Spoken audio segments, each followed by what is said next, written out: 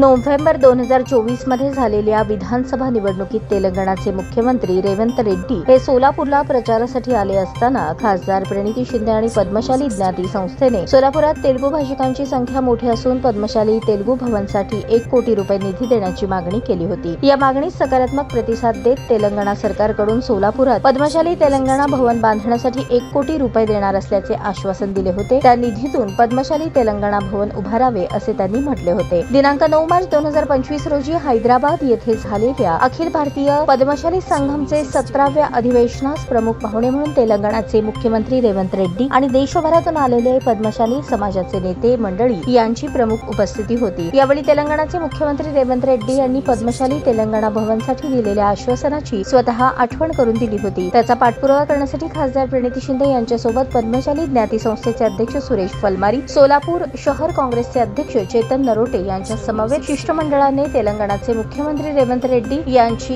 हैदराबाद येथे त्यांच्या निवासस्थानी भेट घेतली। यावेळी रेवंत रेड्डी यांनी शिष्टमंडळाचे स्वागत करून सोलापुरात पद्मशाली तेलंगणा भवनसाठी 1 कोटी रुपये ताबडतोब मंजूर केले आणि त्याचा शासकीय आदेश लगेच काढतो असेही सांगितले। तो शासकीय आदेश तेलंगणा पद्मशाली समाजाचे पदाधिकारी यांच्यामार्फत सोलापुरातील पद्मशाली ज्ञाती संस्थेकडे सुपूर्द करणार आहेत। यावेळी पद्मशाली ज्ञाती संस्थेचे जनार्दन कारंपुरी, विश्वस्त नरसप्पा इप्पाकायल, रामचंद्र जन्नू, सत्यनारायण गड्डम, महाकाली येल्दी, संतोष सोमा, उमेश मामडाल, तिरुपती परकीपंडला, अंबादास बिंगी, रमेश कॅरमकोंडा आदी पदाधिकारी उपस्थित होते।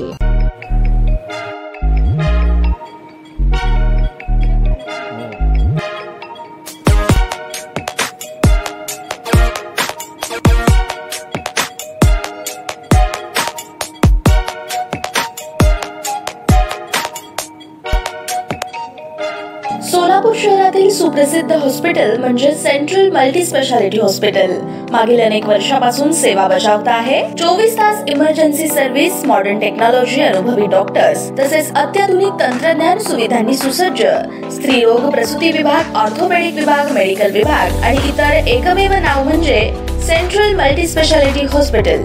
पत्ता गणेशपेठ शॉपिंग सेंटर, मंगळवार बाजार, सोलापूर। ताज्या बातम्या पाहण्यासाठी प्राईम महाराष्ट्र न्यूज चॅनलला सबस्क्राईब करा।